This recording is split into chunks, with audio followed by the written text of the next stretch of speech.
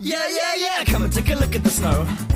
Bright white as far as your eyesight goes. Come and take a look at the fields of snow. I'll just get my coat, then we're good to go. Come and take a look at the lake. Let's have a quick skate before it gets late. Come and take a look at the frozen lake. Put your clothes on, mate, don't make that mistake. Greetings, holiday shoppers. There are now 18 shopping days left until Christmas. You know what that means. It means it's time for another episode of Christmas Creeps, your one-stop shop for holiday movies and TV shows all year round. My name is Joseph Wade. I'll be your host for this evening. Here with me tonight are my co-hosts, Johnny Five, the human robot. Good evening. Good evening, sir. How are you? You shanked my Jenga ship. I was doing pretty good before that, though. Oh, well. And Mr. Bradford is here as well. Brad. You sank my Jenga ship. We were playing Connect 4. How is it going? Welcome to December, everybody. It's prime time for holiday season and holiday movies and podcasts and stuff. So if you're just joining us, if you just discovered us out of the ether of Christmas podcasts, welcome to the show. Hopefully we do not disappoint. I hope you had a wonderful Toyota-thon. I'd like to be the first to wish you a very merry Ford Truck Month. We're a Honda Days household here. Come on. Hey, man, I can't help you there. That's your problem. We're a Subaru household, and I feel like we're pretty motor agnostic, so I don't know what to add to this. No, actually, I don't know, man. Man, we are all about just dropping the ball on running gags, aren't we? Just like this movie. Hey, that's a segue and a half right there. Tonight on the show, we are talking about something that's actually brand new, something current on the streaming services right now. It came out last week. It's called 8-Bit Christmas, and it's a film that we all have very strong opinions about, as we discovered in our back channel during the movie. So, gentle friends, I don't even know where to start tonight, but I assume somebody has a frosty beverage ready to go. I do. Yeah, I have a St. Bernardus Christmas ale. Not often I get an import for the show. Oh boy! I thought I'd go for the actual seasonal beverage this time. It's a strong Belgian beer. How's that treating you? It's okay. I'm gonna give it a little bit of time. Maybe it'll grow on me. Okay. Yeah. Well, gentle friends, let's get this party started. I got one.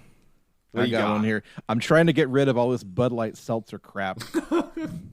You could just pour it down the drain if you're not feeling it. If it sucks, hit the bricks. Look, I haven't tried this one yet. Okay, this is okay. the maple pear flavor. Okay. Which those two flavors together, I'm already like, ugh, no. I mean, Perry can be pretty good. You ever had Perry before? No. Like pear cider? It's all right. Oh, yeah, I have had that before. Pear cider's pretty good. This, though, it tastes like somebody spilled maple syrup into a pear cider. I do not approve.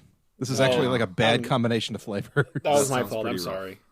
John, I told you not to mess with my flavors. Hey, man, I wanted pancakes.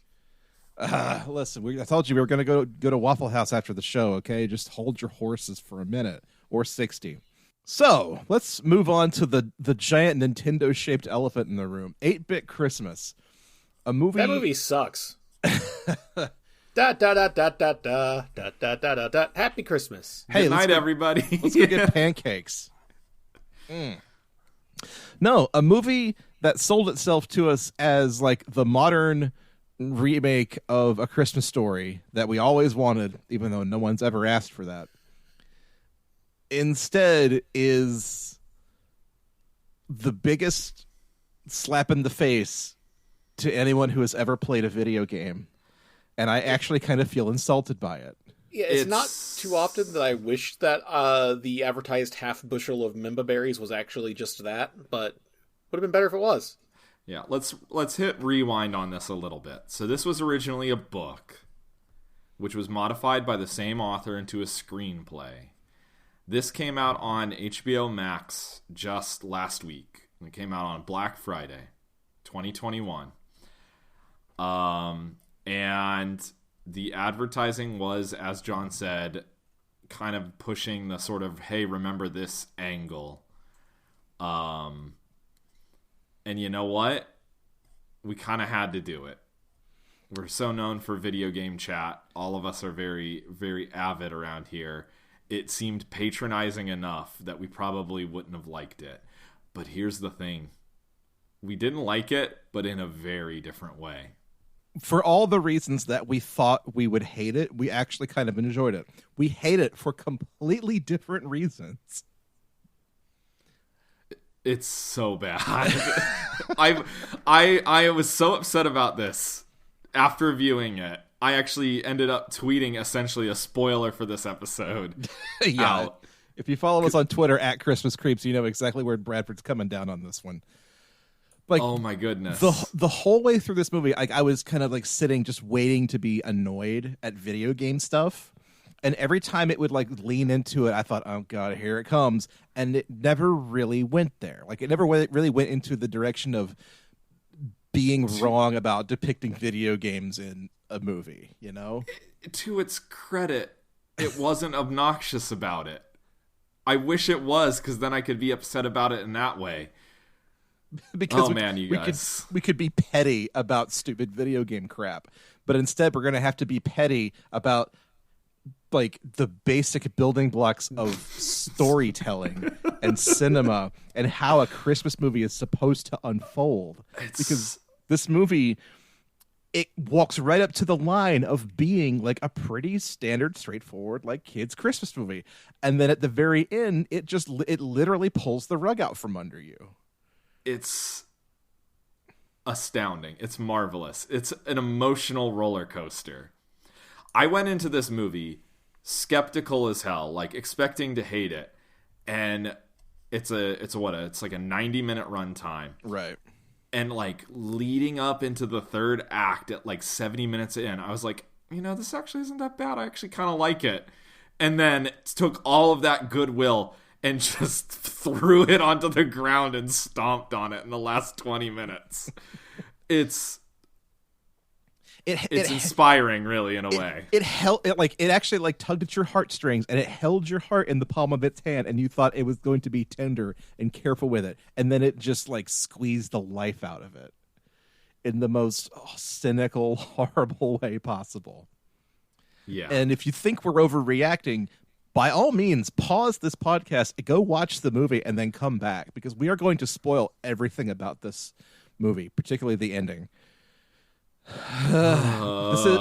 If you've grown up playing video games the way we have, consider this episode therapy, because we're gonna go some places. So this movie, ostensibly, there's a framing device around this movie. It's modern day, and Neil Patrick Harris is playing the adult version of Jake. There we go. Jake. They live outside of Chicago. His daughter wants a cellular phone for Christmas, and he says she's not getting it. So they go to Grandma's house for Christmas, and they find Jake's old Nintendo Entertainment System sitting in his room. And they begin playing it, and Jake decides to regale his daughter about how he got his Nintendo. But, okay, so to start, the whole thing is situated as, so he's denying his daughter an iPhone for Christmas because, she wants to connect with her friends and do the things that you do with an iPhone. And then when they meet his Nintendo, he then goes into the story of why he wanted a Nintendo so bad. Like, he thinks he's making a case for himself. Like, it's a false equivalency right off the bat, right? Yes. Because he got it. Well, for one, he got it. Yeah, for one, he got the Nintendo. But for another, I'm sorry, but wanting a phone to use to connect with friends and the world and the internet, it's a little bit different from wanting to play Super Mario Brothers. Because having a Nintendo is obviously the correct choice, if given a choice between the two. But listen, if I had to browse Twitter for an hour or play Super Mario Brothers, I know what I'd choose. But that's No, neither here nor search there. search the depths of your heart. You know what you'd be doing. You know what we'd all be doing. No. Yeah. The So they fact of the begin matter playing- is, Brad's right, everybody. Yeah, I know. Where was I? So we yeah, begin like- playing Paperboy, and we get into the meat of the story. It's the late 80s. As he so eloquently puts it, the year was the late 80s. Yes. But we know specifically it's 1988 because that was the year Rampage came out on the NES. Yes, and then also towards the end of the film, we get a POV shot of a video camera, and it says December 25th, 1988. Oh, that's right. Yeah. Yeah. Because okay. Welcome to the nitpicky nerd shit corner. Welcome to hi, Christmas I'm paying Creeps, attention everybody. Yeah, welcome to Video Game Chat, the episode, the movie, the ride. There's a whole plot point about the Power Glove, and the Power Glove didn't come out until 89, I believe. And yet, here it is in the winter of 1988. So, maybe the rich kid has connections. I don't know. Whatever. Let's start there with like the opening 20 minutes or so. Yeah. This is the opening act because we're introduced to the main kid, Jake, and all of his friends. And the situation is the rich kid in the neighborhood is the only kid in the neighborhood who got a Nintendo already. And he lords this power over everybody by only allowing 10 kids into his house every day to watch him play Nintendo. And at a certain point, he acquires the Power Glove, and there's an entire incident that occurs with him losing a game of a fake fighting game called Silent Fist to a girl because the Power Glove is actually kind of a piece of shit and it doesn't work. The girl he has a crush on, who he lets in every single time, by the way, Yes, is revealed in this a is little true. side nugget. Anyhow, he loses it, and then he loses it figuratively, and he does like a sliding kick. I don't know what you would call that, like a diving kick into the television, knocks it over, and it falls over on top of their Chinese crested dog, nearly killing it, but it doesn't die. As we are specifically told, twice by the movie, they cut out of the main story back to the framing device to let us know, yes, this actually happened. And then almost immediately afterward, we see the dog with a cast on its arm. No, it's not dead. It's okay. Which is a fun joke, though. I'll give it that because it's rich people that have their fucking toy dog in a goddamn body cast. It's a funny visual. It is a funny visual. I'll give it Although that brings us to Santa's Workshop number 1. Okay. One of many for the night. One of many. So early in the film, there's a running gag where NPH is kind of retconning certain parts of the story to make them more palatable or relatable to his daughter. One is in the trailer where he's riding a bike without a helmet, and the daughter asks, "Do you wear helmets?" It's yeah, of course, we always wore helmets in the 80s. And then there's one other about safety goggles where the dad is working on something with power tools, and he actually had a bag over his head rather than safety goggles. They promptly that's in the first 15 minutes of this movie. They forget about that running gag after this. And we were saying it'd be a lot better if they kind of leaned into this a little bit more, especially in regards to a couple of things. One of which is an incident of bullying, which we'll get to. And the other of which is maybe imply that the dog died, but NPH is kind of soft pedaling it for his daughter. I don't know. Just get weird with it. Yeah, it just there are certain moments in this that do go for it takes the film in a very silly direction. If you're gonna be absurd, fucking go for it. Don't half-ass it. Yeah, yes. Or don't do it in the first 15 minutes and then forget about it for the rest of the movie. Yeah, I think I was just about to step on your words, Joe, but go ahead. I think you're gonna say this movie could have been sillier. No, yeah, it 1,000,000% could have been sillier, and every time it attempts to go in a silly direction, it pulls itself back and tries to ground itself because it thinks that's important. for example, this film does kind of sort of follow the Christmas Story model of like the structure a little bit. Joe, I think the phrase you're looking for is this movie wants to be Christmas movie so bad. It wants to be it so bad. It really does.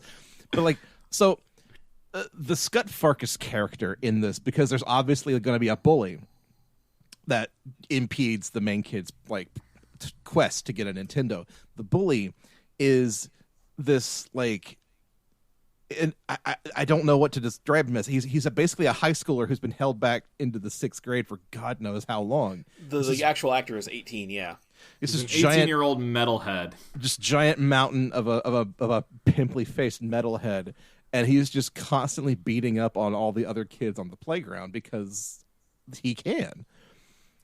And it's at that point, so that we have that character, but also remember, we also introduced the rich kid who has the Nintendo, who is also just this psychotic little asshole. You think that kid's going to be the bully for the film, and then it transitions immediately to, no, look at this giant weird mountain of a kid. And I wondered why they didn't mash those two together and have the rich kid be like stylized, like have Jake imagine the rich kid being like a bigger monster than he is, like lean into the fantasy of being a kid and going up against a monster bully, Yeah, like have him start talking about the bully, and it shows like a regular, maybe a mean-looking kid with a rat tail or some shit. But then as he keeps describing him, the kid changes into like a full adult on the playground. Like he's just like Billy he was Mitchell. Like, yeah, like he was so huge, Like if they would have just leaned more into the absurdity of having him like correct his story, because there's let's go back a minute and start with our characters beyond Jake. So we have Jake, who is our generic white male protagonist child. I mean, he grew up in him and the author grew up in fucking Batavia, Illinois. Like, it is impossible for them to be a more generic fucking protagonist for the story. I don't give a shit if it is something resembling autobiographical. Like, dude, fuck off. You're from Batavia. No one cares what you have to say. And not to mention the fact that like this is tugging at those 80s Christmas movie heartstrings where all those movies took place in like suburban Illinois, and this one's trying to bite that style so damn hard. Correction, you're talking about John Hughes movies, which took place in Illinois, but like Spielberg and all this shit that took place in fucking like California and shit. Goonies was in Oregon or Maine. One of those was in Astoria. Yeah, okay. That's the thing. That's the thing. Everybody, this was something people were yelling about on Twitter a couple days ago, actually, because people were talking about like, you have this idea of all these like idyllic 80s movies that took place in like anywhere USA, and it's like, no, they very specifically took place in like the coast. Yeah, and you're right. And the ones that people are actually talking about are John Hughes movies. It's the Home Alones and the Breakfast Clubs and the Pretty in Pigs, all that stuff. The Christmas Vacation, the Griswolds, like they live in Chicago, Illinois too. Yeah. So yeah, like our generation kind of, I think, imagines like a Midwestern Christmas as those movies, because those are the movies we grew up watching. Like Christmas Story is a big part of that too, because it takes place in Indiana, in like the Chicago suburbs of Indiana specifically. Yes, yeah, like Hammond, I think is the town. Anyway, but yeah, like this movie is trying to like plug itself into that nostalgia by any means necessary. It's kind of it's like a cargo cult situation. Yeah, I think if the author wasn't from Illinois, it would be changed to Illinois anyway. Yeah. Oh, yeah. 100%. It's kind of a Ready Player One situation where like if you're gonna make this movie, you obviously have to set it there because that's what you specifically remember, like watching and internalizing as a kid. Like it's Ernie Klein syndrome. It's just regurgitate shit. So let's move on. We have his family. We have his dad, who's Steve Zahn. And as soon as he appeared on the screen, I kind of stopped the movie and said, I could watch Saving Silverman again. Saving Silverman's not a very good movie, but at least it's funny. At least Saving Silverman has jokes. Yeah. And it knows that its characters are terrible and let them run with it. Yeah. And name me another movie that features Neil Diamond that's not the jazz singer. I'll wait. Okay. I was gonna say Empire Strikes Back, but I'm thinking Billy D. Williams. Yeah, that's definitely not Neil Diamond. Names kind of run together sometimes, man. Look, Billy D. Williams is not Neil Diamond. I don't know, man. So yeah, Steve Zahn is the dad who is your typical. He's basically a sitcom dad. He's got all of the like cliched dad things. Like he's really into power tools and renovation and construction, and he's kind of an idiot. And also, he's really anal about his son not losing his retainer. And he's angry. He's Tim the Toolman Taylor. Yeah, he is. Who else we got? There's the mother who I don't remember the actress's name. I could have looked it up probably before this podcast, but research from research. You go to other podcasts for well-researched. Well, since I am staring at the names right here, I guess I could just say it. It's June Diane Raphael as Kathy, Jake's mom. John Ralphio, yes. Yeah. Okay. Yes, so John Ralphio plays the mom. She's a teacher. She's a teacher, and she is constantly keeping herself busy with everything she possibly can, because if she stops for 1 minute, she'll like fall apart. That's the personality she has. Right, yeah. And the movie never actually bothers to even try to say it, because it seemed like it's an important point as to why this kid, spoiler alert, doesn't get a fucking Nintendo for Christmas, is because his family is dirt fucking poor. His dad is basically like a handyman for hire. Yeah, like a freelance carpenter, basically. Yeah, and his mom's a school teacher. They're fucking broke as a joke. Like, his dad has a jacket that's patched with duct tape. Oh, and yeah. They don't like, it's not mentioned, and like, to his detriment, it would have helped, you know, at the end, as being like part of the lessons. Like, you know, part of the reason none of these kids had Nintendos is because their families weren't the fucking rich kid. I have to wonder if it was mentioned in the book and it was excised for the movie because they didn't want any downers for the movie. Here's an actual legit question. This is something I probably should have researched. Is this book meant for kids, or is this book meant for like people the author's age? The book is meant for people the author's age. I think that's pretty clear. Because, I mean, do you remember that movie I Love You, Beth Cooper? Vaguely. Of it. The book was written by one of the people related to involved with The Simpsons. I don't remember who. And the movie is massively, insanely cleaned up, like bowdlerized from the book. The book is absolute, like, just it is not meant for children. And the movie is like gets away with like a light PG-13, I think, because they turn it into a fucking teen or tween movie. The one big example I can think of off the top of my head is that there's a scene where like they're trying to buy booze or something like underage, and like she like the Beth Cooper like gives the clerk a kiss to get it, and in the book, no, she totally trades sexual favors with him for the booze. Oh wow. And that's kind of like the main character's like, wow, she's not as, you know, squeaky clean as I thought. But like, no, the movie doesn't even. If you have a book that's going to go that place and you're trying to turn into a movie that doesn't, you're kind of. I think you're kind of off mark there. Yeah, this might merit a little bit of research. I'll see if I can track down. I'll see if my local library has a copy of 8-Bit Christmas that I can borrow. But, you know, this kind of ties back into our last episode with the Polar Express, because just like Jake in this film, the Polar Express, you know, the kid, Billy, the lonely boy. Los Lonely Boy? It's never like explicitly said, but it is heavily implied that he is, quote unquote, the poor kid. Oh yeah, they were like, we're gonna cross the tracks in that movie. I don't think we even mentioned that when we were talking about it last time. Yeah. But like, friggin' Mandark is like, oh, we're crossing the tracks. We're on the other side of the tracks. Wink, wink, nudge, nudge. Yikes! It's where all the poor kids live. Yeah, no. I am curious is if that's in the book or not, but it's implied in this movie, but it's a subtext. Yeah. I'm wondering if that's just so, you know, for the No Downers Club for the kids watching it. I don't know, man. But anyways, maybe. And so like that's kind of a clue as to where the film's going, and if we were smart, we probably would have seen that coming. but also the film leans so hard into like the adventure of acquiring a Nintendo that we just kind of assume that that's what was going to happen. I mean, they're playing the Nintendo at the end, right? And he's telling the story to his daughter of how he got the Nintendo. They start playing Paperboy, and he's like, let me tell you the story of how I got my Nintendo. It all starts on Christmas 1988. Yeah. Yeah. So, little disingenuous, spoiler alert. We'll get there. We're going to get there. Actually, very disingenuous. You're not telling the story of how you got a Nintendo.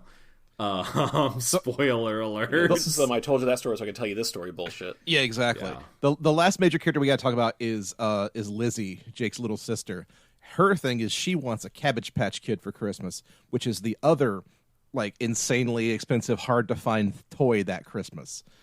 And it's kind of their like intersecting paths, like her attempts to get a Cabbage Patch Kid and his attempts to get a Nintendo, and the will they won't they of like who's gonna get what. And she gets one because, as both the father and the brother say, women are terrible, and you just give them what they want, so they leave you alone. That's the moral of the movie.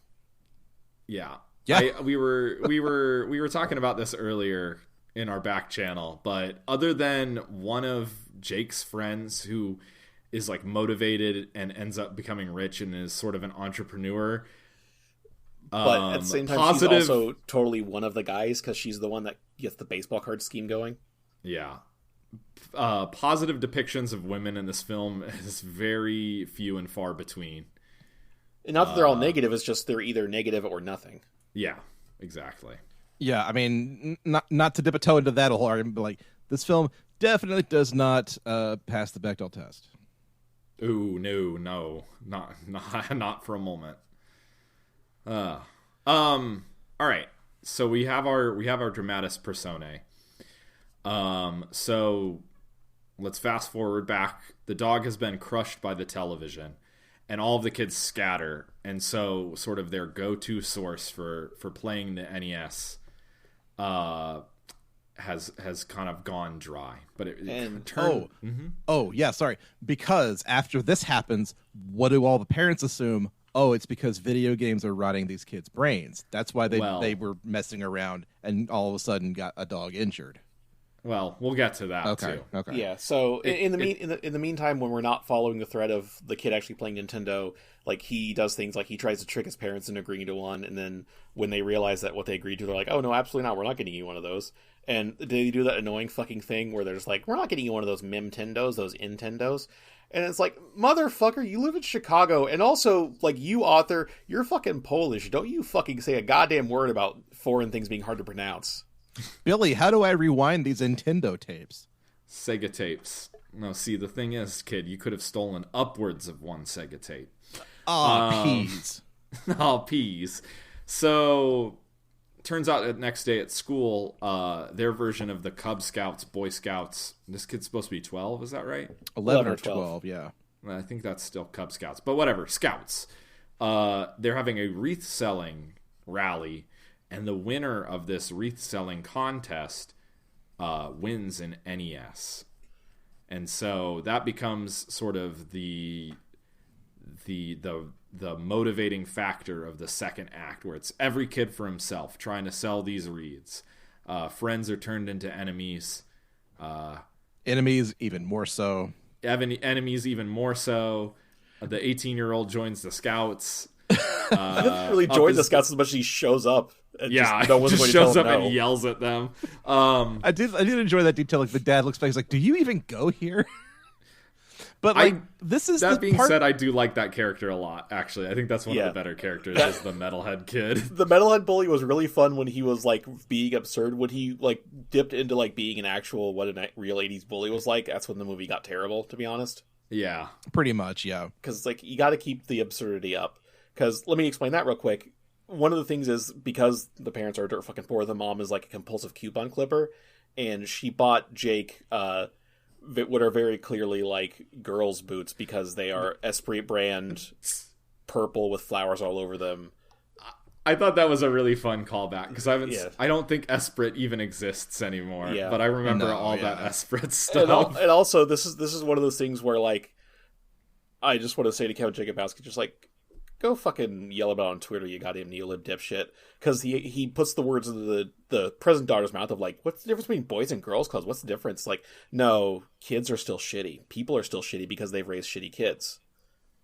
Like, no, your 10-year-old daughter definitely knows, like, you can still go to fucking McDonald's every once in a while and just be like, I'm not happy with a boy toy. And they know what the fuck you're talking about. They don't correct you being like, what the fuck is a boy toy? Do you want a Hot Wheel or a Barbie? You know, they'll fucking give you the one they'll parse it for you because nothing's really fucking changed that much. Nobody is any more enlightened than they were in the past. No, not as much as we like to pretend that's the case. It is kind of really not the case. So it's wishful thinking on the parts of the screenwriter. You're absolutely right. Which it would have been funny if they leaned into more of that, which it's very clearly NPH, like, sanitizing the story for his daughter. Yeah. Because there's a running joke where the kids all think he stole Katie Sorrentino's boots for a minute. They're like, those are Katie Sorrentino's boots. And it would have been funny if the bully leaned into it too. Like, he has the bully come up and he's just like, you stole Katie's boots! Instead of being like, you're wearing girl boots, and that's bad. That makes you a gay, and I'm a bully, and I don't like a gay. Right, like the reason I'm going to beat you up is because you're wearing girl boots, not, any other reason. And it's just because you stole Katie Sorrentino's boots. That's why I'm going to beat you up. Yeah, it'd be funny to have them like correct it real time, like have the actors in the flashback be cognizant of MPH correcting the story and being like stopping and like listening to the voice for them, being like, all right, let me go back a bit. All right. Yeah. See, that would be fun, but this isn't fun. Because the capstone of that is have a moment where he's correcting the story and the kids in it stop and be like, no, there's absolutely no way that happened. He's just like, and kid Jake is just like, come on, my daughter is listening. Yeah. Right. It would be good if there was more interplay kind of between the two timelines here, I guess. And I'm not saying that it needed to be absolute, like, wackadoo, fourth wall, zany land. Deadpool, zany land, yeah. It's just, it either needs to do that, or it needs to not have it at all. You can't do it twice, then fucking forget you started it. Yep. Yeah, I mean, it's... Agreed. Because as it is here in the story, it's basically like the framing device of How I Met Your Mother. Like, they cut back to it every once in a while. There's a gag or two, but otherwise, it's kind of not important. Be consistent, please. Be consistent. You've invented a clever thing. Fucking use it. Yeah. But so the middle portion of this film where all the kids are like scheming to try and sell the most wreaths, that's the fun part of the movie. That's actually the best one of the better bits in the movie is just kids trying to like con and scheme their way into getting a Nintendo. This part and then the other sort of scheme, I think, are the two strong points. The heist, yeah. Yeah. We'll get to that. I mean, it's all the moments where kids are being kids. That's fun. When it's trying to be like a Christmas movie with a moral and a lesson, that's when it grinds to a halt and I want to tear my eyes out. Yeah, this needs to be Jingle All the Way with 12-year-olds, basically. Yeah. Yes. And honestly, anytime it started showing the kids playing games, it really sucked because, for the most part, watching people play games kind of sucks. Yeah. Sorry, Twitch.tv, but yeah. So during this first the second act with the wreath selling, they go on their annual trip to the mall. Yes. We find out a couple pieces of information. First is that Cabbage Patch dolls are sold out everywhere. Well, first off, let's in the tri-state area. Yeah, let's jump back a tiny bit. How the Cabbage Patch doll comes up is because the little sister is like, you help me get a Cabbage Patch doll, I'll help you win your damn wreath contest. That's right, because she tips him off that he can go to the senior center. She's just like, just go exploit old people, dummy. Yeah. Which, to be fair, is a perfect idea. Like, it's a great idea for the scheme, and it's a great little gag to make him go and mess with old people for 10 minutes. Yeah. It's fun. So it's a great dumb comedy, like, cause and effect thing. I love that. The kid breaks the fucking fourth wall at one point in that scene. I just remembered. Yeah? When he, like, the old guy falls asleep next to him, he picks up his hand and makes him sign the paper. He looks right at the camera and says, I'm sure this is what he would have wanted. Oh, yeah. 10 wreaths and a subscription to Sports Illustrated? Sure, why not? Yeah. So he's on the train to make sure his little sister gets a Cabbage Patch Kid doll because of this tip. That's his part of the deal, is he's going to clue his parents in that she wants a Cabbage Patch Kid doll, or red hair with freckles, because she wants a little sister. She says something like, he's like, why do you want a dumb Cabbage Patch Kid doll? And she's like, because I always wanted a little sister. And just, by matter of fact. when she's being that character, it's really fun. But at the start, it's just like when she's just being the annoying, like, little sibling character that 80s movies love to have. Yeah, it's, like, it's too much. Here, let me do my impression of every, like, little sibling in an 80s movie ever. Mom! There. Nailed it. Yeah, pretty much. I'm gonna need another drink. I need a Valium after all this. After this God. impression, and after because we haven't even gotten to the nugget yet. No, So we're still digging. We're still mining this ore for all it's worth. We're almost to the vein. So they go on their shopping trip to Chicago, and there's a whole shenanigans with a talking Nintendo, which is very funny because they actually do keep calling it back. The next time, every other time he goes in the store, the Nintendo keeps talking to him, and he keeps telling the Nintendo to fuck off, basically. And it's a giant like ROB puppet with a Nintendo NES sitting under it, and the flaps open and down for like the mouth. It's a pretty good gag. I like it. Yeah, it's clever. It's interesting. But then, like, he gets in trouble because he, like, wasn't watching his little sister because he was playing Nintendo instead, just reinforcing his parents' opinion that, like, no, you turn into a little asshole when you play video games because it's all you pay attention to.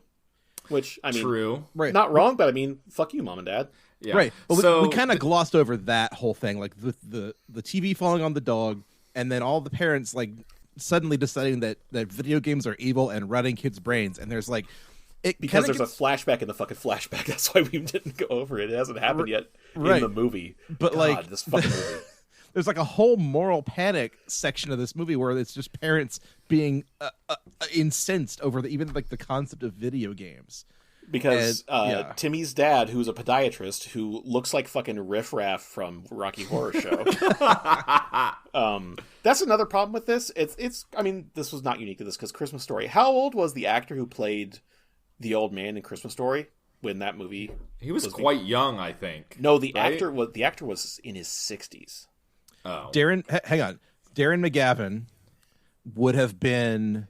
See, he was born in 22. The film came out in 83, so he would have been 61. And he's playing the dad of like a 10-year-old boy or an 8-year-old boy. He's young. 60's young. He looks young enough to conceivably be a dad, I guess. But that's the problem of a lot of these like nostalgia things of just like, what years does the present place fucking take place in? Like, I think for this movie, what is considered the present day should actually be like 2009. Yeah, maybe that's another big problem of like, because like there's one point where NPH talks about like, you know, he's going to be living in his parents' basement until he's 30, and it's like, my dude, if you were 11 years old in 88, so you were born in 77, and you have a 10-year-old daughter in 2021, that means you had your daughter after you turned 30. So I mean, you could have still lived in your parents' basement till you were 30 and then hooked up with a boot girl. I mean, could have happened. Yeah. Can we do a quick aside when you guys were talking about the mall scene? Yes. Sure. When he's talking to the NES, because it kind of makes a gag over the fact that they couldn't get the rights to footage for most of the games. Oh, yeah. The only real game that we get footage of is Rampage. And Paperboy for like 2 seconds. And Paperboy for like 2 seconds. So the NES, the giant NES is like, pick a game. I have all the games. What was the first one he picked? Joust. He's like, Joust. He's like, no, pick another one. He's like, I don't have that one. I don't have that one. Super Mario Brothers. It's like, no, pick a different one. I already have this loaded. Play Rampage. I think that was a fun gag, just kind of like a wink and nod. It's like, we couldn't really get Nintendo to sign off on showing Super Mario Brothers, so... Yeah, that's it. I mean, that's like the line they walk up to is like, how much Nintendo can we actually show in this movie about Nintendo? It's not like this is The Wizard or anything. Yeah, I don't want to... I'm not a legal expert. Surprise. Shock of the century. But since the NES is a physical object, I think you can just film that without permission. Okay, so let's from hear anybody. Hang on. I think maybe just because like the patent on the NES has run out, and like you can go and buy like a Retron game console that plays NES games perfectly legally. So maybe that's the case. Yeah. But the software, on the other hand, since it's continued to be released and all of that, Yeah, probably not so much. I need to wind this back a bit for a complete fucking tangent.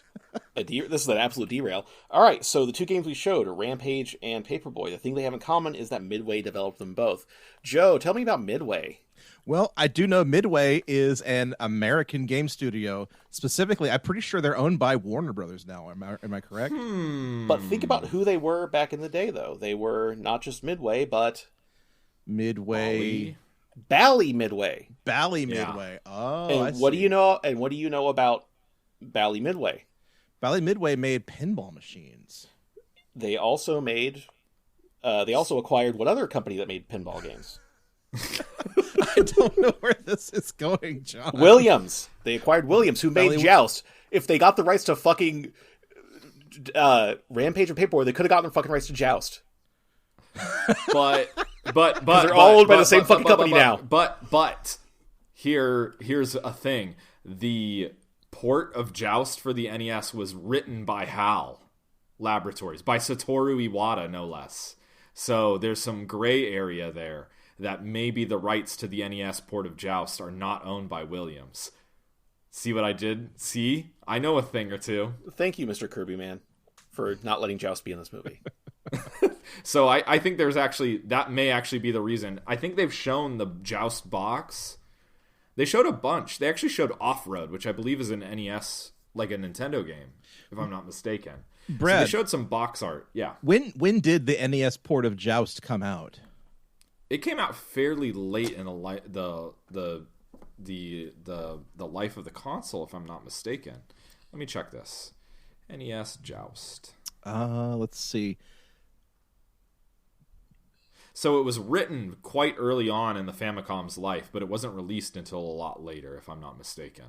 Because it was a proof of concept. HAL actually wrote created ports of a bunch of games.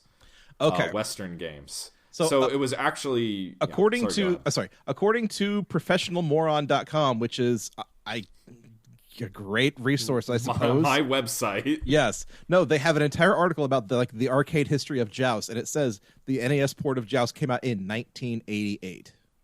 Oh, well, there you have it. So there you have it, yeah. I see. One of the games I was playing with this movie was like constantly trying to wait and see which video game things they would fuck up. And I really only caught one. The Power Glove was the big one. Okay, so how did they fuck up the Power Glove? The Power Glove wasn't released to the general public until 1989. Okay, that too. But also, when they show the kid playing the Power Glove, the thing you got to remember about the Power Glove is, in order for the Power Glove to work, you have to set 2 infrared boxes on top of your television set. With a fucking third hanging down the side. Yes. Not attached or anything. And this kid very, very explicitly did not do that. So there's no wonder it didn't work for him. He didn't set it up right. I mean, he still probably would have lost even if he set it up right. Oh, that's true. Have you guys ever used a Power Glove before? A pile of dog shit. Once as a gimmick where they were like, look how fucking bad the Power Glove is. Yeah. Yeah. It's... Did you guys ever play the Sega Activator?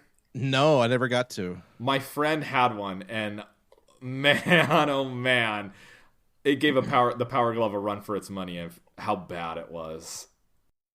So I want to take a break from yelling about this movie for a second, and I want to ask you guys a personal question. Okay. What is your first memory of the Nintendo Entertainment System? Because I know we're all of that age that we kind of grew up with the NES, or we potentially could have at least. So I want to hear from you. What do you remember about the NES? Oh, this is a fun one. So, my first system was actually the Super NES, because the NES was a little bit before my time. So, I've gone to great lengths describing my Christmas where I got a Super NES on this show. But my first real, clear, concrete memory of the NES was my parents taking me to a Christmas party for like their coworkers were hosting, and it was like the part of the night where it's just kind of like sort of winding down, and we like went up to one kid's bedroom, and I think I played Dr. Mario on an original NES on like a CRT in his bedroom. That's my first memory of the NES. But I think about that all the time. Like, it just had like the right vibe. Like the lights were off in the room, but the door was open. It's like the warm glow of the CRT. It was a good time. J-Man, how about you? One of my cousins who, when I was 4 or 5, they were probably 18, had an NES. I remember playing specifically Mike Tyson's Punch-Out and Rambo. Oh, and wow. Super Mario Brothers. Those were the 3 I remember. There were more than that, but I remember those 3 are the ones we actually played. Mm-hmm. And as for actually having one, I had a Game Boy and a Super Nintendo. Okay. My first memory of the NES is fairly similar to Brad's. I remember this. I was 4 years old. We were at like a party at some other neighborhood family's house, and like all the kids were in the living room, gathered around the TV, watching some kid play The Legend of Zelda. That was the first time I'd ever seen a Nintendo before. I don't recall like wanting one or asking for one, though I'm sure I must, because that next Christmas I definitely got one. And I do remember like my parents even got us like a new, quote unquote, new TV to play it on. It was an old, hand-me-down TV set, but I played Super Mario Brothers from the age of 4 all the way up to today. That's my first memory of the Nintendo Entertainment System. Do you guys want to hear a really weird humble brag?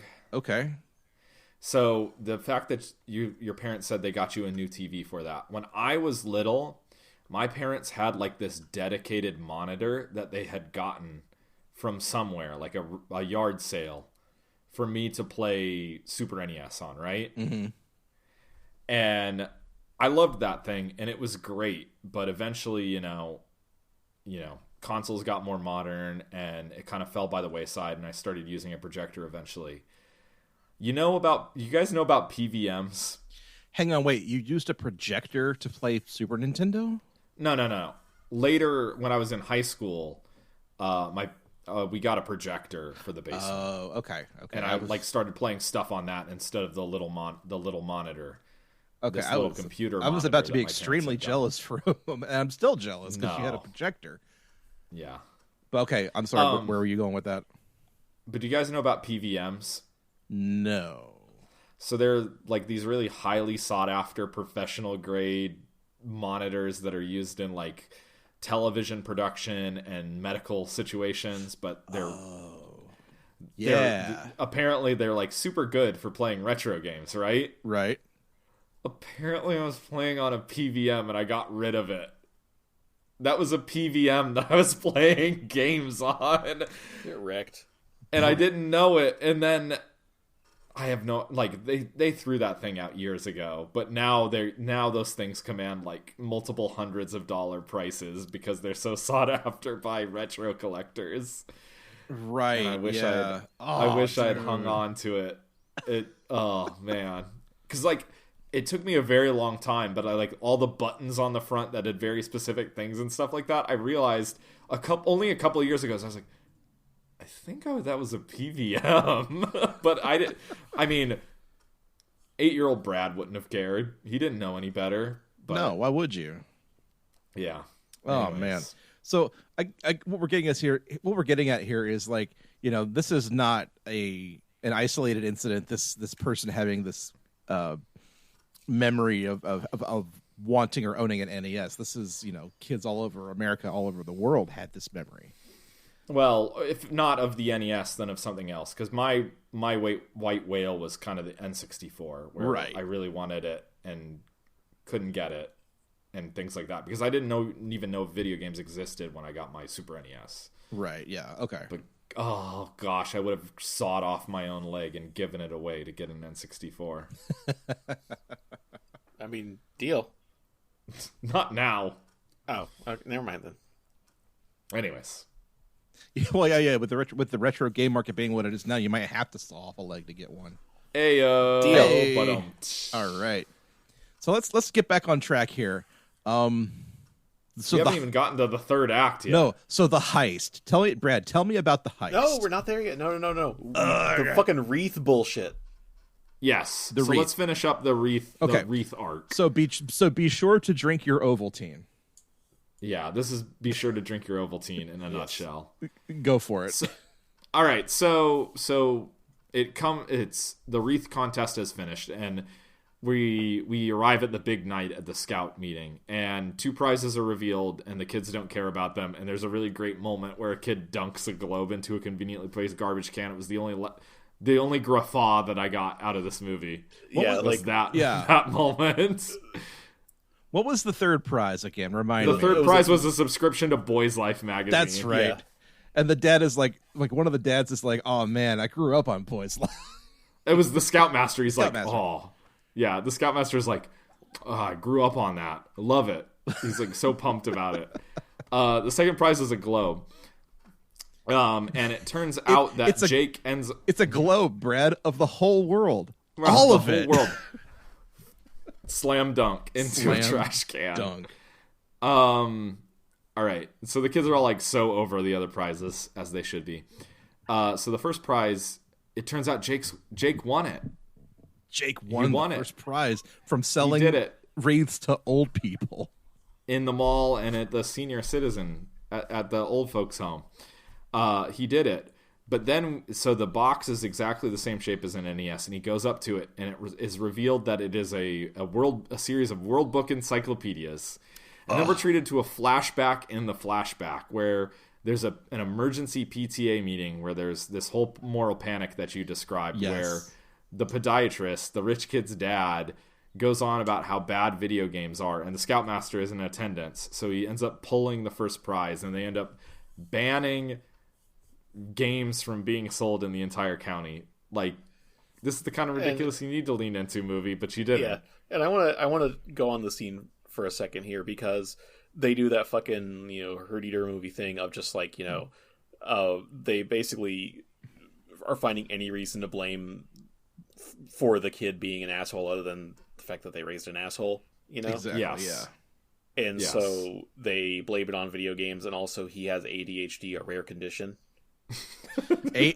Some rare thing known as AD. I don't know, whatever. Doesn't the wife repeat so rare? Rare. Yeah, and let me just say, like, thanks, movie. I love being reminded how if I don't take the pills that I forget to take, if I don't take them, then I can't find my fucking keys. Talk about no downers, right? Yeah. But I love that it's also implied that the dad has it too, because he can't even be bothered to finish the acronym. Yeah. And later the dad's on TV being presented as a doctor, and that's when the kids are like, he's a podiatrist. Yeah. All right. So that kind of sets us up for the third act. All of the kids are bummed because none of them are going to get an NES for Christmas. Yes. And it's the twin. They're at a roller rink. And it's the twins' birthday party, and they have a Christmas birthday. And I do like that the fact that they addressed what a complete ripoff Christmas birthdays are, and also being siblings with close birthdays, because they get like happy twins. Birthday and Merry Christmas to the both of you. And one present. Oh yeah, oh man. And not just that, but also like it's at a roller rink, and all the kids are super bummed out, and it's just watching a line of kids like roller skate angry is just beautiful. It's pretty. There's like they sell it. It's pretty good. We've landed in that groove where the film has found its sweet spot, and it's actually pretty good. Like, this is where I went into this film so skeptical, and it kinda. This is like the point where I'm like kinda into it, and I'm okay with it. Yeah. Just wait, because it's just kids being kids, and that's fun, and it's relatable too. So they're at this birthday party, and they get a set of baseball cards from their grandma, and they already collect baseball cards, but they get the Billy what is his name? Bill Ripken. Bill Ripken. There's a famous card in the 80s that was printed, and he has an expletive on his bat. The bottom of his bat says "fuckface." And they get it, and it's worth $90, and then that sets off an inspiration in all the kids. So they pool all of their money, they pool all of their baseball cards, they sell all their baseball cards, and they get money, but they can't buy the NES. They're going to buy an NES as like a group, right? To all own it together. But due to this ban, they can't buy it. in their home county, but they're about to go on a field trip to the Art Institute in Chicago. So they come up with this elaborate heist plan, and the movie just turns into a heist movie, and I'm so into this. I love this. Yes. Give me a 12-year-old heist movie about buying an NES, please. They have like a 19-step plan on a chalkboard, and one of them describes it as like, basically, we go to Chicago on the field trip, I hop off the bus, go buy a Nintendo, we get back on the bus. And there's like, that's 3 steps. Why do we need 19 steps? Yeah. So there's this whole elaborate setup, and they introduce one of the characters at the beginning. He's like the stereotypical nerd character, has an allergy to SpaghettiOs. So they make him eat SpaghettiOs during the trip. And they talk about how they've done like test runs of it, and if he eats 2 cans of SpaghettiOs, he can projectile vomit for 9 minutes. They've made this kid eat dozens of cans of SpaghettiOs to time it. It's very good. Like, the movie is firing on all cylinders, and I'm all for it at this point. Like, I'm this full is the stuff where, like, now. they're implying horrible shit that we kind of wish we could see, but I'm glad we didn't. Yeah, and this is the kind of stuff you like fantasize about doing as a little kid, right? Oh yeah, this is the good stuff. This is what this movie needed to be. It does it. It's kind of like just like, you know, we all watched Home Alone as a kid, and we all kind of like fantasize, you know, what kind of traps we would set if we were home alone. It's kind of like this. Exactly. Which, you know, hey, stay tuned, everybody, because that's coming up next. Ooh, Shots fired. Little teaser there for you. Little teaser for you. So we have this kid heist movie. This has become a full-on heist movie at this point. And everything, the bully kid steals the money, but then Josh's interactions with like the weirdo outsider kid makes him realize he has nothing to fear, and that kid's actually kind of a rebel who doesn't care about anything. So he goes up and intimidates the metalhead into giving him back the money. So they have the money. Yeah, they got the money. They initiate the plan. And so this kid's projectile vomiting SpaghettiOs everywhere. And they go for it. They show it. I mean, it's CGI'd in, but they show it. Anyways. It is some Exorcist shit. It is horrifying. Actually, just to go back to the 80s, well, I'm going to say it's some fucking Stand By Me shit. Okay, that too. Barforama. There you go. So Jake gets into the mall, but he finds that 2 of the kids' moms who would recognize him are there, kind of protesting against the NES. I think it's the twins. It's the twins' mom. No, it's the other kid who can watch R-rated movies, right? Yeah, Trotter. Which he's the one who says, "Do you think Die Hard is a Christmas movie?" Which nobody's asking that question. Not even the kid who watches R-rated movies. Nobody cares. Well, anyways, 2 of the moms are there, and they would definitely recognize him. So they get the other kid, which we haven't mentioned, which is the kind of pathological liar kid. I will give this movie restraint for not making that kid do the fucking truffle shuffle at some point, because he's just fucking Chunk from the Goonies. I mean, everybody knew a pathological liar as a child, right? Oh yeah. I think it's actually a very good trope that isn't touched upon enough in little kid movies. I think. Especially with every time the kid gets caught and he's just like, yeah, that was a lie. Yeah. He's basically just disappointed that, like, oh man, I thought that would go over better. Yeah. Like, I thought I had a good one this time. Yeah. So they get him to call. They get him to page the moms on like the white courtesy phone, and he's like buttering them up and trying to talk to them for a while. From the Nieces and Nephews of America Club. Yeah. Jake goes in and buys the NES, and he gets away with it. He gets out in time. But just like Muppet Family Christmas, watch out for the icy patch. Which is now the 3rd time a character in the movie has slipped on it now. Yes. So it's the rule of 3. It's great. It's perfect comedy timing. Oh, man. Prior to even beginning the story, adult NPH slips on the icy patch at the beginning of the movie. Then they do it once during the mall trip. And as Jake is coming out of the mall, he slips on the patch, and his duffel bag with the NES flies out, and the bus runs over it. And dear listeners, I just want to go ahead and just put a pin in this. This is the demarcation point. This is the point where a very fun movie that I was totally okay with, even though I thought it was going to be patronizing, it takes a turn.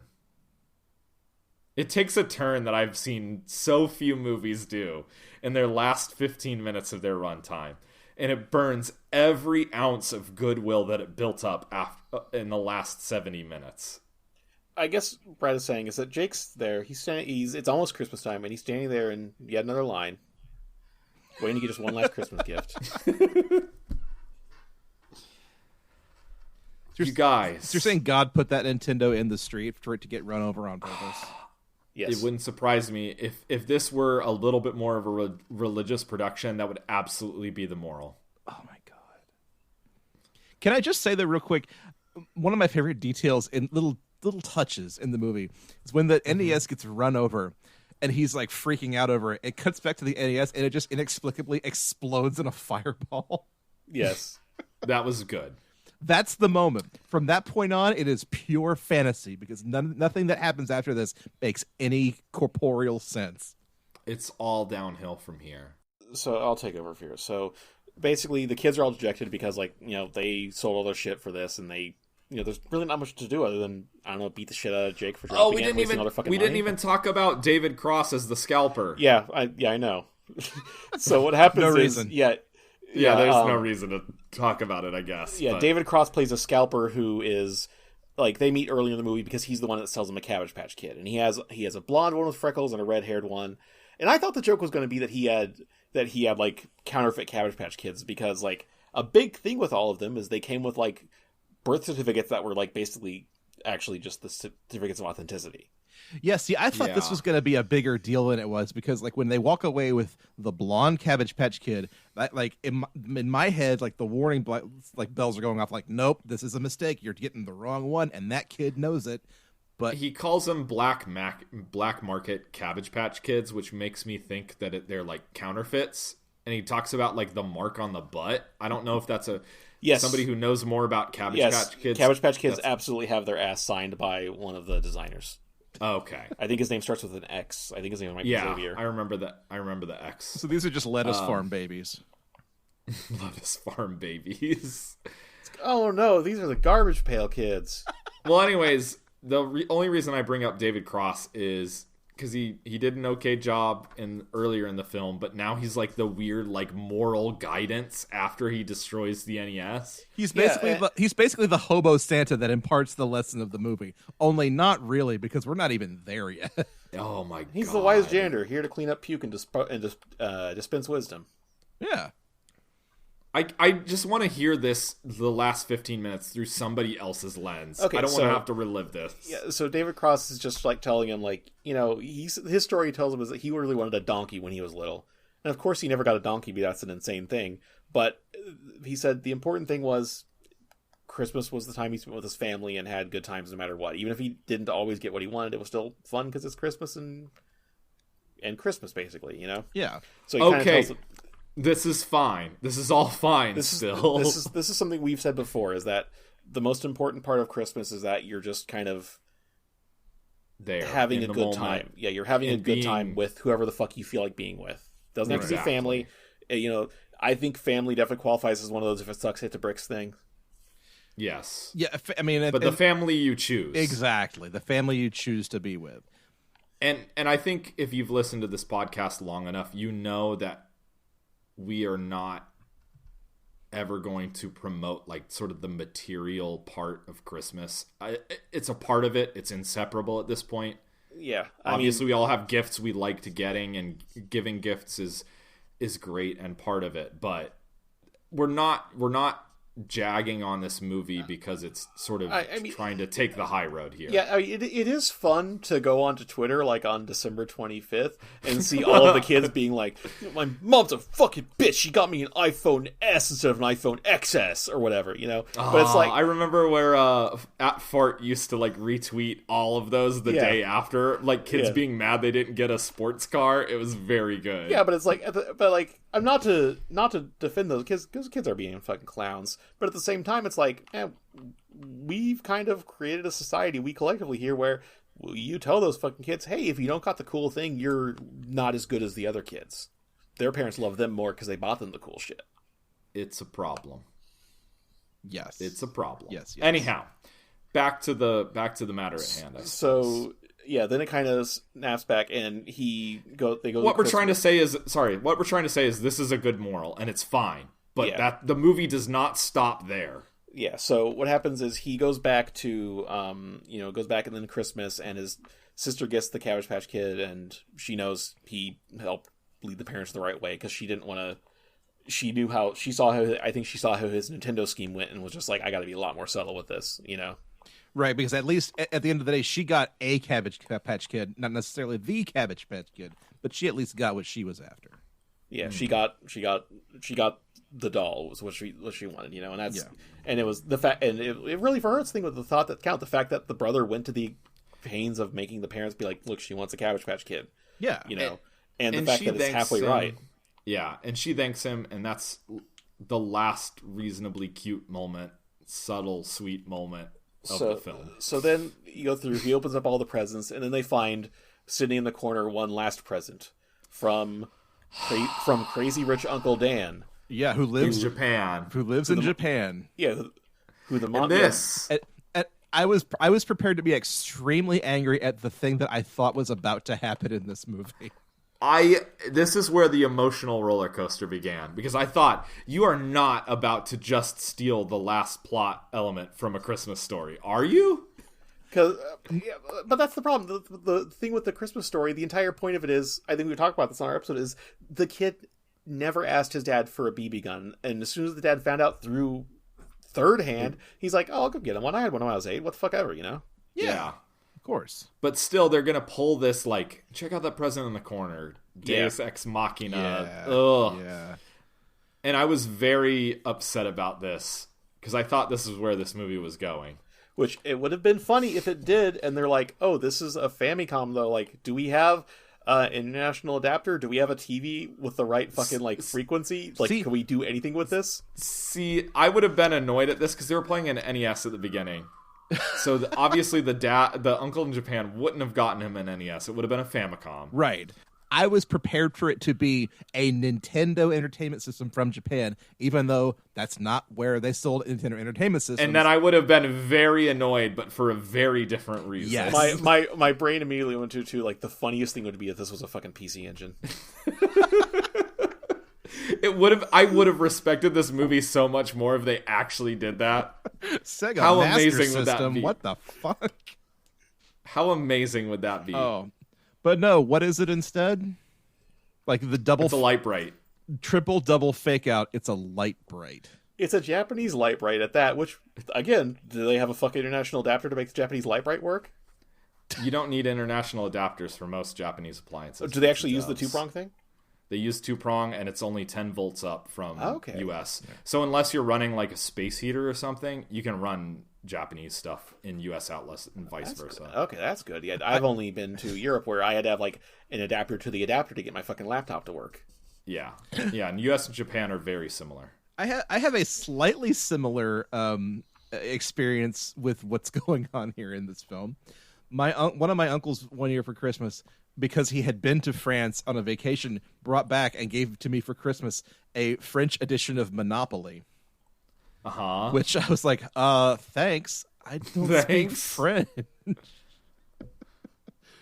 But I mean, we do still have that because it's just a strange thing to have. Like, yeah, we have French Monopoly in this house. Why not? If you're going to have an edition of Monopoly, it may as well be in a foreign language because you should never play it anyways. Fair enough. Why play Monopoly when you can experience it every day of your fucking life? Oh boy, we're not even done yet, folks, because the roller coaster still has a couple twists and turns. In hindsight, if the movie had done this, it would have been better than what it does next. Yeah, it's sorry. Another running joke about the dad being a shithead is that he keeps yelling about the son to go like pick up dog shit in the backyard. At one point, he tells him like, "You wanted the dog so bad, you take care of it." And the kid just says that, like, the dog is older than me. Yeah. Yes. So like the real like kind of Christmas story-esque scene is when they're getting ready to go to Grandma and Grandpa's house for Christmas, and Dad says, "You got to go clean up one last piece of dog poop in the backyard. Just go get it done." The kid, who thought this was going to be like an NES sitting in the backyard? I thought they were going to go 2 steps further. What the kid actually gets for Christmas is this amazing tree house in the backyard that his dad built for him with his bare hands. Almost and the kid's been accidentally helping with all along because he was like varnishing some of the planks he used and shit like that. Yeah. Just chores. How did the kid not see? I mean, I guess Dad built it in one night, but still, They go into it for a moment because he's telling earlier in the film the kid to clean up the poop, and he's like, "Don't worry about." Oh yeah. Don't worry about the ones behind the shed. Like, just get the ones out here. That's right. So it's implied that he's like working on it, but that's true. Yeah, I don't know how you hide that sort of thing from your kid. But yeah, and then the mom says the dad was up all night assembling it too. Fair enough. Yeah. But you stay up all night assembling like a toy like a bike for a kid for Christmas. You don't stay up all night assembling a whole goddamn guest house in the backyard. What kind of bike are you assembling that you stay up all night? I don't. You see, know. if you're a parent in a movie, you obviously if you're a dad in a movie, I should say, you don't read the damn instructions. You just start cramming things together until you run out of things to cram together. If the instruction manual for the Super NES game Home Improvement taught me anything, real men don't read instructions. Oh man, you've sprung my trap card. Here's the thing about that fucking game, though. It had a goddamn set of blueprints that had all the actual fucking instructions on it. The entire joke being real men don't read instructions, parentheses, they read blueprints, which totally don't count as instructions. I rented that game once and it came with the manual. Because our local rental place actually included the manuals with it. Yeah. I just remember that. Yeah. And the actual instructions of the fucking game are on a set of blueprints that's printed on the back of like the fold-out poster of Tim Allen, because what else would a fucking kid want? See, that did not include the the fold-out poster, so I didn't have that context. Yeah. Wow. That's just funny. That's just one of my favorite like dumb little trivia pieces, though, because it makes the joke actually a different joke that's kind of funny, because it's about like real macho men being fucking hypocrites, because of course they use instructions, they just don't call them instructions. Like, it doesn't count if you call it something different. See, I thought they were just being assholes and actually just not including instructions. Now I know better. I've beaten that goddamn game as a rental back in the day. I've beat that fucking game. Guys, we're so close. Can we finish this movie, please? I mean, we could talk about the home improvement game instead. No, I'd rather not. Okay. But the bit here is that like the kid, discovers this amazing treehouse in the backyard, but also at the same time we're now cutting back and forth between the past and the present. Like, NPH is taking his daughter to the treehouse to show her, and she's like, "Well, Dad, like, did you get the Nintendo or not?" Was it in the treehouse? I think she asks directly. Was it in the treehouse? Which I also at that point was like, well, it's obviously in the treehouse. Yeah. No, it's fucking not. They go to the treehouse and no, there's nothing there. It's just a pretty cool treehouse. Well, NPH drops the bomb. His dad made him do odd jobs and chores and work for the money to buy his own Nintendo. No, not even that. He got a job at the golf course, and his dad allowed him to spend the money on a Nintendo because he said it was his money. That's right. Yes. So this entire movie, this entire story has been an elaborate bait and switch. A Shaggy Dog story where the punchline is, get a job. Go touch grass, nerds. Get a job. God. The most boomer ass. Oh my goodness. I can't. And so imagine me. I'm watching this movie and the kid heist is happening, and against my better judgment, I'm actually enjoying this movie, even though I went in so skeptical. So it's brought me up this high. Then the kid slips on the ice and it brings me down. Then we have the fake out, which I thought I was going to hate, which I thought was real. That doesn't happen. And then I find myself wishing I had the fake out ending instead. Like, it makes me wonder if like whoever wrote this movie, and I'm not looking his name up right now, but like, whoever wrote this movie, like clearly like he grew up in the thrall of Nintendo. But then somewhere along the way, like he drank that moral panic Kool-Aid that says that video games rot your brain. And he's like, "Yep, video games clearly rotted my brain, and I have to tell the world about it now." He's a fucking Gen Xer. That's why. I think that's oversimplifying it. I don't think he has an agenda against video games, but it certainly feels like it, though, doesn't it? I think that he probably thought that it would sell better if he put in this shoehorned moral. And he probably is one of those assholes too that's like, oh yeah, no, Nintendo though is fine. It's just little silly games. Like, no, the games today will rot your fucking brain. The problem with video games today is that they want more and more money out of you. Like with games as service is the fucking problem with games today. Yeah, the problem with games today is that they are literally drugs. The first taste is free, but then you got to pay for the upgrades. Guys, I hate this movie now. Yeah, so it's revealed that basically the dad and the son start doing a lot more craft stuff together. Again, the dad never stops being an asshole. It's just the movie basically plays like sappy music while it shows him after this. That's the thing. Like, you want to have these parents revealed to be like they're kind of like gruff and stuck in their own shit, but they're well-meaning. Like, no, these parents aren't well-meaning; they're assholes. Yeah, like even in a Christmas Story, at least at the end, the old man is like man enough to say like, I was a kid once, I had a toy gun, Yeah. The dad can at least have a heart at some point and say, I understand the desire, but I mean, he takes the fucking kids to see Santa and to go to the Christmas parade and all that shit too. Like the parents are. Relatively, they're parents, They're people. They're real people and not cartoon characters in a sitcom about Nintendo. Yeah. So there's one last trick that this movie has to play on us. Brad, please just take us home. I don't even know what I blocked it out of my memory. You have to do this for me. So there's two reveals here. First off is that his wife shows up finally, and his wife is Katie Sorrentino, the girl with the flower boots, and we know this because he calls her Katie Sorrentino. Yes. No. I forgot. I remember now. It's a dead dad alert. Yeah, exactly.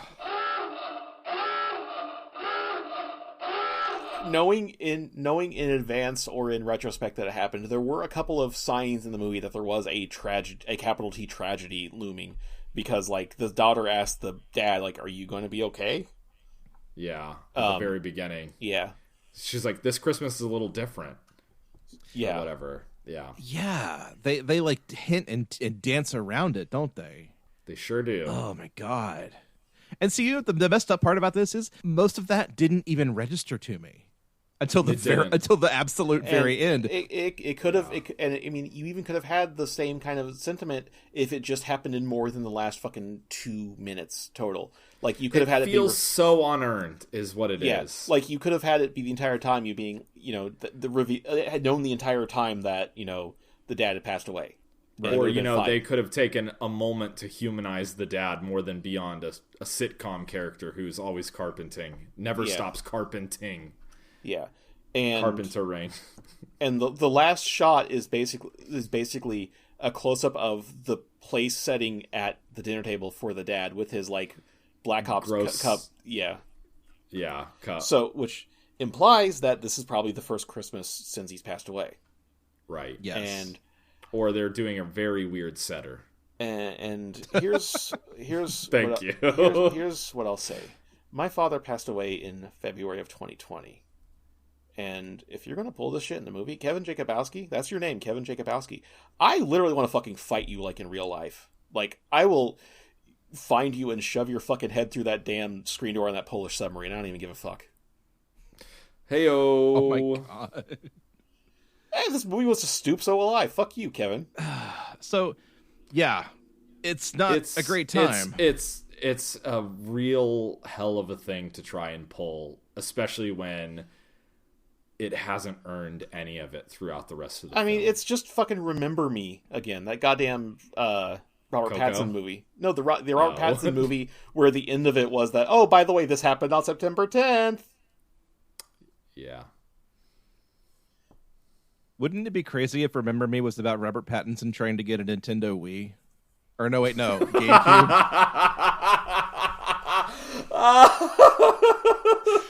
And he never got it because he died playing Hold Your Wii for a Wii.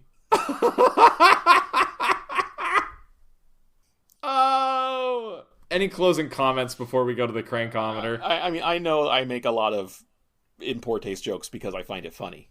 But what I'm saying is, you can't do this in a movie that's supposed to be heartfelt and sentimental. You can't just, like... You can't literally trigger fucking trauma, dude. No. Don't. Or just don't. Or you can't have your cake and eat it, too.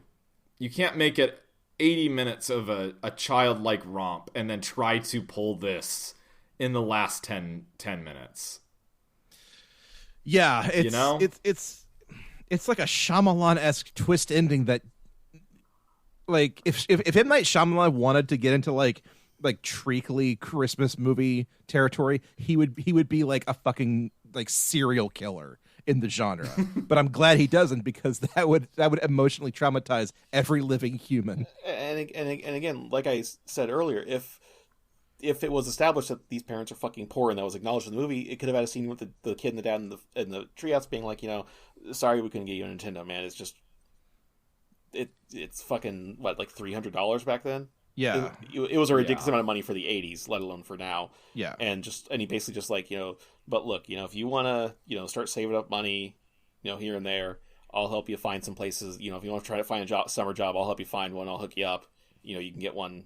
You can get one. You know. Yeah. But again, if that revealed though, then you have to figure out why the fuck is NPH not letting his daughter have a phone, and the reason is because he said so. Yeah, so we're coming right back around to the beginning again, and it's just like, no reason. Yeah, it sets up this really false dichotomy here. It's just...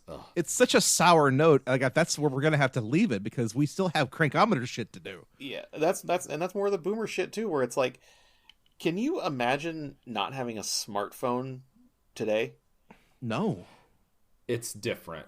I was joking earlier about preferring an NES, but, like... It's essential at this point. You basically can't get a fucking job, especially as like a teenager or young 20-something, without a fucking smartphone, because half the goddamn jobs require them, or the application's on a mobile app anyway. Well, again, such as it is with Horror World too, I think if you don't have one, you're also kind of like a social outcast. Yeah, you're severely like putting yourself outside the loop. It sucks that it's that way, but that's my understanding that that's the way it is, you know? Right, and that's the wrong way of putting it, putting yourself outside. It's being put outside the loop because of your lack of access to a smartphone. Yeah. And it's unfortunate, and that this entire system has been rigged that way, but there it is. So, you know, as much as you don't want your kid to get on Instagram or whatever, maybe she kind of needs a cell phone, especially if y'all live in fucking Chicago. Yeah, I mean, while we should improve society somewhat, we have to do it while participating in society. Curious. Yes. Yeah. Yeah. Gee whiz. What a concept. I want to say this before the crankometer. I can sum this movie best with a very old image macro. I'm not going to call it the M word because I don't use the M word. 8-bit Christmas. What I expected was pixels. What I got was Christmas shoes. Yeah. Like, I expected lol epic bacon, remember this. And maybe I would have preferred that in the end. It would have felt pandering and patronizing, but you know what? I would have been able to take it at face value and hated it on its own terms. Here's a very stupid comparison. It's like, what you expected was the first half of Stranger Things season 3. What you got was the last 10 minutes of Stranger Things season 3 without any of the stuff leading up to it to like halfway earn it. Yeah. Yeah. Oh boy. That's shockingly on point. Yeah, that you nailed it right there. Man. So let's jump straight over to the crankometer, which is our patented XY axis for rating Christmas movies. The X axis is the Christmas quotient, how Christmassy a film is, from a -5 to a +5, and the Y axis is the quality quotient, how good the film is, from -5, +5. So, gentle friends, 8-bit Christmas, how Christmassy is this film? It was okay. I think it aped Christmas Story a lot in sort of that youthful pining and longing for a specific thing. It didn't quite reach those highs, but I still think it got part of the way there, I guess. I'll agree with you on that, because like it definitely gets sort of, as Ralphie put it, like the Christmas mania of kids wanting that one thing for Christmas. I get that, and I appreciate that. And then you know, but on the other hand, beyond the first maybe 20 minutes of the movie, it's kind of his own personal grit and determination, and not like this blind faith in Santa getting him I don't know.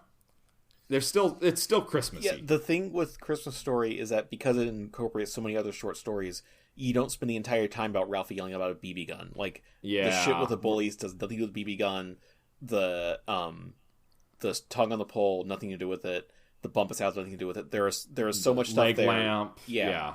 But where, and we'll get into this with the quality question, where that elevates the Christmas Story above something like this, is that like the Christmas Story at least weaves those different stories into, you know, the same running thread going throughout the entire thing, which is like Ralphie's kind of moral quandary over, you know, do I deserve a BB gun for Christmas? You know? God damn. Christmas Story is so good. I can't believe I wasn't on that episode. We're going to have to do it again later. We might. Okay. Anyways.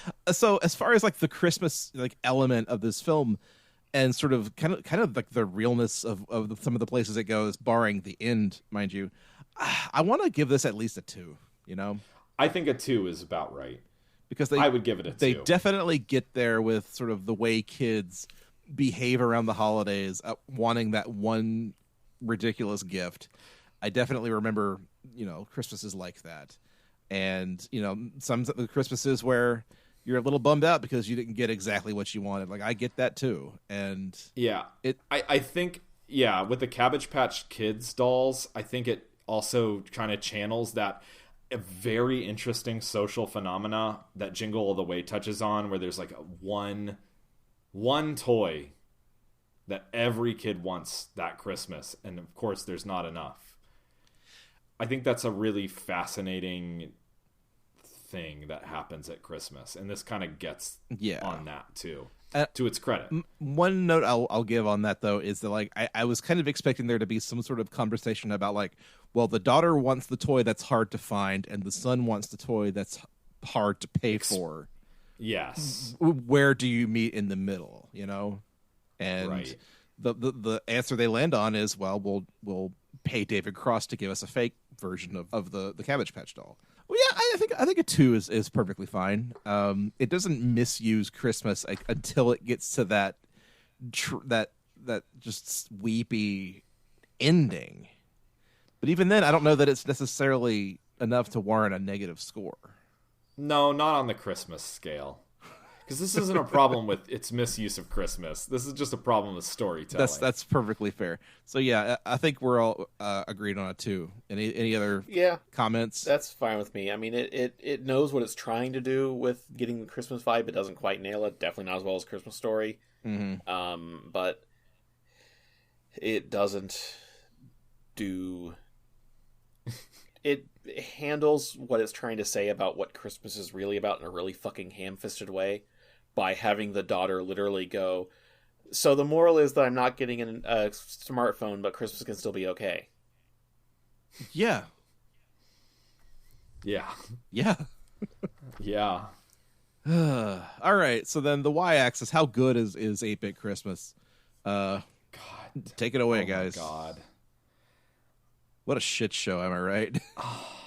If the last 15 minutes of this movie hadn't existed. Let's go back to Santa's workshop really quick. Okay. Workshop it with They get they do the heist, the kid heist, and they get the NES. That's the end of the film. Right. Would have been a better film, right? Yeah. Jingle All the Way, but with kids. Maybe like the metalhead bully, rather than stealing the money, gets in on the plot and steals the NES afterwards. Just straight up strong arms his way into walking out with one. Yeah. Yeah. And then we get like a Jingle All the Way, Jake's after that toy again, like chase through the mall, like an climax. an exciting action sequence to end this madcap caper of a film? Yes. Yeah. Yeah, or just the fun of having the 18-year-old get in on the scheme with all the the literal actual children. Yeah. I also had wished that would happen, is that he just actually gets in on the heist afterwards, but no. That doesn't happen. No, of because course fun not. is not allowed in the last 15 I minutes did of the love movie. the last time we saw him where, like, when they were jumping out the back of the school bus, he is just watching him with his face just fully pressed against the window. Yeah. Just looking a little bummed out, and it's so fucking great. Because he would have totally played that NES as well. Yeah. But then also, if you go with that ending, then you're stuck with a quandary of like, well, all these kids collectively own a Nintendo. What do we do with it? You know? Well, I'm guessing, Jake was sort of the mastermind, I suppose, of this plan. I suppose. Even though he didn't provide most of the capital, I think that was the twins. But see, okay, I brainstorm. Then they could have turned it around on the rich kid, where like they all, invite kids over to play Jake's Nintendo, and the rich kid has to finagle his way into Jake's grovel. house. Exactly, and that would have been good because I would they talk just about how mission. Yeah, exactly. Yeah, the rich kid gets his comeuppance, which would have been a good end note to this movie, but no. Instead of just writing him out of the movie after 20 minutes. Yeah. Okay. Which I will say, though, just to kind of go like, well, writing the rich kid out of the movie as soon as he stops being interesting or useful to them is also a great choice. It's fine. It's fine. But he openly says the only reason we tolerate him is because he has a Nintendo. yeah. Yeah, because he is a straight up like Gordon Gekko-esque psychopath. Yeah. The point I'm trying to make is, if the last 15 minutes of this movie did not exist, I'd probably give this movie a 3 or a 4. Yeah. Yeah, easily. This movie handles so many of the foundational blocks terribly. There's only one time that really is like a Memba This reference, and it sticks out so fucking terribly because it's just alone and it's just so ham-fisted. There's a point where he says the power glove is like makes Luke Skywalker's robot hand look like a Tinker toy. That's right. That's right. I forgot about that. And it's just the fact that it's alone by itself makes it so fucking terrible. I really wonder if there were different writers for maybe the first 20 minutes of this movie compared to the rest of this movie. I mean, because it is so tonally different. It kind of, we have like the retcons and we have these references to other 80s things, and then it just all goes kind of by the wayside. It kind of feels that way, doesn't it? Like it's very. If it was a committee, I would not be surprised. Yeah, it's like the first 20 minutes was somebody, the middle part was a different committee, and then the last part was some atrocious person. I think we watched another movie before that was on the blacklist, no relation to Shane Black. Yeah, this was a Blacklist movie, wasn't it? Yeah, and yeah. I'm beginning to learn that Blacklist movies should stay that way. What was the other one? Remind me. I don't remember. I know we've talked about the Blacklist before on this, though. Oh, man. Yeah. All right, so we gotta get down to brass tacks. Quality quotient, as it is. Okay. Final cut of this movie. Without the it was in Bruges. It was in Bruges. Blacklist. I liked In Bruges. I thought it was okay. Okay. Yeah, I enjoyed it too, but it was. We were not. It was a downer. It was a super duper downer. Anyway, without the final 10 to 15 minutes of this movie, it would be a solid 3 for me. With that rug pull that it does, though, that really knocks it down to a 1, maybe a 0. No, boy, I'm thinking a negative here. Really? It was such. I had such whiplash. I'd say -1 or -2, at least. I was almost going to go a -5 on this just because of what it did to me. But no. In all reality, yeah, I'd say like a -1 or a 0. Jonathan, you're going to have to be the final say on this one. All right. I found this movie a little bit more personally offensive than you did for reasons I already got into. Yeah, we understand that, sure. And that's I don't want to say that's on me, but I know that's not a situation everybody is going to be in. But That's that still colors your Yeah. That's completely valid and still colors your perception of this movie. You are the whole of your experiences, and that's part of it, and you can't. Yeah. So when you dislodge that, and we talk about like dead mom alerts and dead alerts because they're always fucking terrible, and it's just like that when they hit really close to home, that doesn't change the fact that they're still fucking terrible. I mean, that's the biggest problem. Like, just don't fucking do this. Yeah, for this real. One hit close to home for me, but like, there's plenty of other times when other ones were just fucking terrible for whoever else, you know? Yeah, absolutely. It's the way that they handle it is so out of left field and so saccharine and so tawdry and unearned. I'll go a -2. It's so bad. Like, the last 15 minutes just tarnished the rest of this movie. Yeah.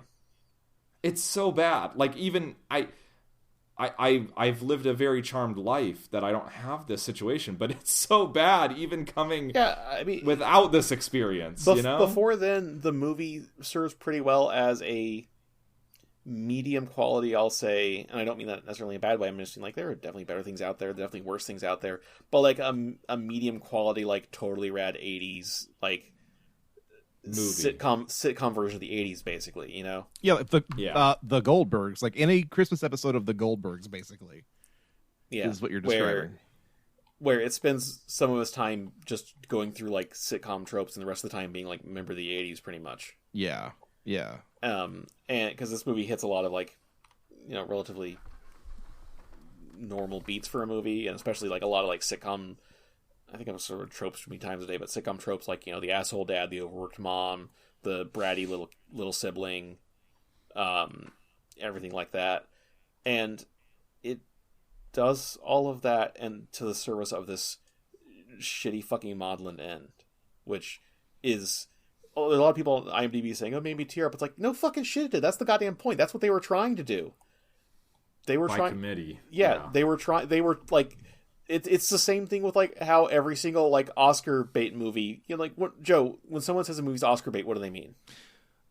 They mean it's like it's historical, sad, weepy drama bullshit. Yeah. Wow. Yeah, got it in one. Like when you say that, but the first thing I think of is the English Patient. Like, yep, that's historical, sad, weepy drama bullshit. Yeah, because I'm just imagining like someone making a movie like for Oscar bait, and what they come up with just is like, what if Gandhi was in a wheelchair? Yeah. The King's Speech. Historical, sad, weepy drama bullshit. Yeah. So I want to say -3.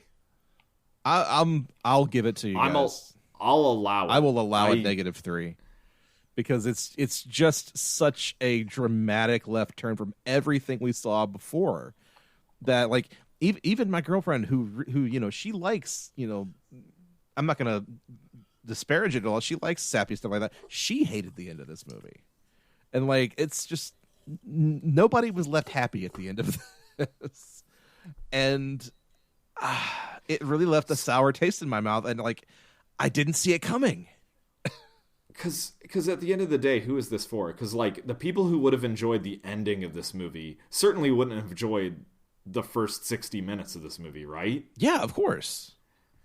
Like, it's for people who grew up with a video game system of some kind, who remembers like, oh yeah, I remember being a kid and wanting a Nintendo for Christmas. Sure, of course. That's for us. That's specifically us. But they wouldn't have been pleased with the first half of this movie, and we certainly weren't pleased with the last bit of this movie.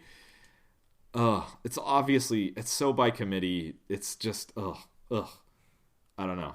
Yeah, -3. Yeah, like the committee that kind of sat by and tolerated all the Nintendo references, that was the committee that also like said, okay, we have to impart some kind of lesson on this. Let's make those Nintendo kids cry. Yeah, -3. I'm done. Good night, everybody. I'm done. All right, folks. Well, that's going to do it. I think where we came down on this was a +2, -3. Is that correct? Okay. Don't watch this movie. Don't watch this movie. Watch A Christmas Story and play some video games. Play some video games. If you really want to keep giving Nintendo money, I guess give them money for that fucking Nintendo 64 thing that on the Switch that doesn't really work that well unless they patched it. Look, if you want an approximation of this movie and you don't have HBO Max, watch the first 3/4 of A Christmas Story and then turn it off and then take a hammer and then smash your hand with said hammer for about 10 minutes. Yeah, that's about the shape of it, yeah. Yeah, and just at Christmas Creeps on Twitter, and ask Joe for his HBO Max login, so you can watch this movie too if you really want to. I hate you guys. That's gonna do it, folks, for Christmas Cruise. We've way outlasted our welcome here. We've spent almost 2 hours talking about an 8-bit Christmas, a film that's barely 90 minutes long. So there was a lot to unpack here. There was a lot to unpack, and I'm sure there's a lot I'm going to wind up cutting. Thank you so much for listening. Yes, thank you so much for putting up with our obscene shenanigans. If you'd like to send us anything from questions to comments to just, reviews, whatever you want to do, email us at xmascreeps@gmail.com. Follow us on Twitter at ChristmasCreeps. Leave us a comment or a review on Amazon or Apple Music, wherever you listen to your podcasts. Let people know that this is a show that you enjoy. If you liked us, we're Christmas Creeps. If you didn't like us, we're Penn and Teller. There you go. Merry Christmas, everybody. We'll see you on the flip side. Happy Christmas. Happy Christmas.